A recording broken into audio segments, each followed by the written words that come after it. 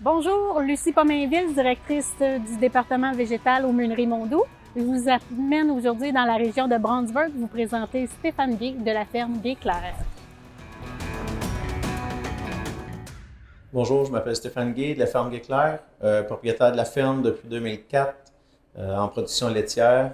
J'ai quitté la production laitière en juin 2018 pour ensuite me concentrer sur la production de bovins de boucherie. Ensuite, on a voulu faire un virage plus vers le régénératif suite aux insuccès plus des herbicides dans les champs de soya.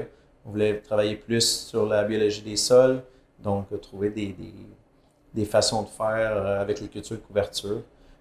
On essayait de trouver une personne ressource dans tous les intervenants autour de nous. Donc, c'est à ce moment-là que j'ai appelé à la Meunerie Mondoux pour parler avec Lucie Pomainville. C'est la personne ressource en qui j'ai plus confiance en ce moment. Alors, l'été passé, à un moment donné, Stéphane, il m'a appelé concernant son projet, son virement vers l'agriculture régénérative. Et il y avait besoin d'informations avec toutes sortes de plantes que moi-même je ne connaissais pas. Mais j'étais très emballée et j'avais envie de travailler avec lui et chercher qui pouvait nous aider, chercher où on pouvait trouver toutes ces plantes-là. C'est sûr que Stéphane m'en a appris beaucoup sur la raison de ses choix de plantes. Et après ça, on est allé travailler avec Roselyne pour faire les mélanges, puis chercher le meilleur au niveau des pâturages. Oui, parce qu'on utilise engrais verts plusieurs fins sur l'entreprise. On l'utilise autant en pâturage qu'en post-récolte, autant dans le blé, dans le soya, aussi en intercalaire dans le maïs. On va même jusqu'à remettre les animaux en pâturage dans les cultures de couverture à l'automne, suite aux récoltes. Là, on est aujourd'hui le 11 novembre, puis on va mettre les animaux en pâturage dans les intercalaires suite au maïs grain qu'on a battu hier. Donc, ils vont être là dans 2 jours. Pour combien de jours, on ne sait pas. Ça fait partie de l'agriculture régénératrice de observer et puis interagir. Donc, on a fait les choix de plantes.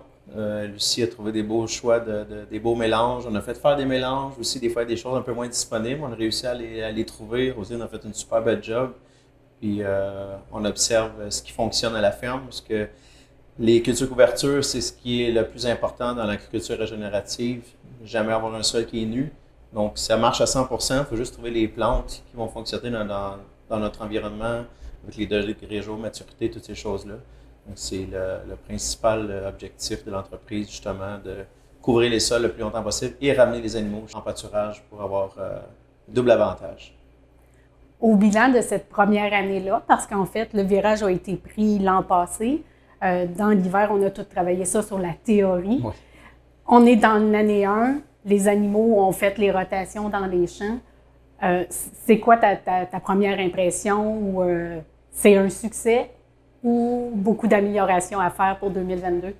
C'est beaucoup d'observations, mais on voit les animaux en graisse. Ça, c'est le principal objectif d'avoir mis justement les cultures couverture pour le faire les pâturer. J'avais fait ça parce que justement, j'avais pas de pâturage de graminées et de légumineuses cette année. Donc, on les a commencés comme ça. Ce que je m'aperçois, c'est qu'on a pris des plantes annuelles, puis on va en faire presque des plantes vivaces parce que toutes ces plantes-là sont menées à maturité. Donc, tout en graines. Puis là, j'ai une repousse au champ après 2 passages des animaux. Donc, on va avoir un sol qui ne sera pas nu durant l'hiver. Ça fait que c'est le principal point positif en ce moment, c'est qu'on a un sol qui va être bondé de vie tout l'hiver à cause de ces plantes-là qui vont continuer à pousser jusqu'au gros gel. Qu'est-ce que tu vois de déjà bénéfique que cette agriculture-là a apporté en année 1?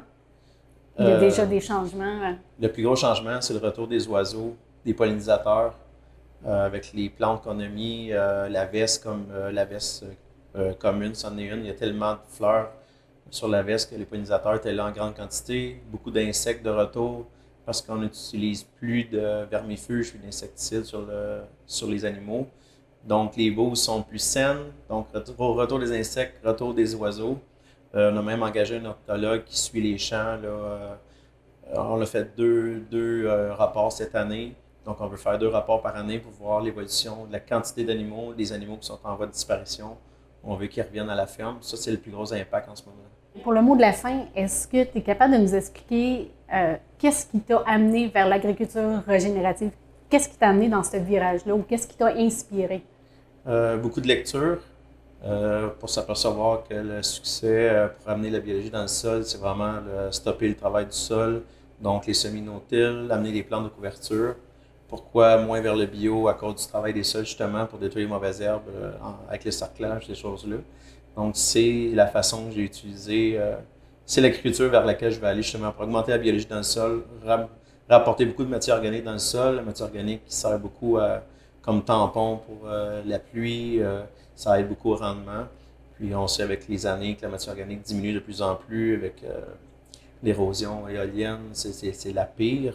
Puis, aussi par l'eau. Donc, si on a des sols couverts comme en régénératif, mais on stoppe l'eau, on stoppe le vent. Donc, c'est l'agriculture qui, pour moi, les pratiques qui vont améliorer le plus la santé de mes sols. Qu'est-ce qui t'a fait connaître ça?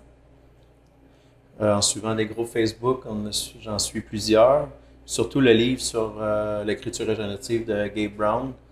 Lui, il a fait son déclic, ça a été qu'il a eu 3 ans de grêle dans son blé de suite, donc plus d'argent pour acheter d'intrants.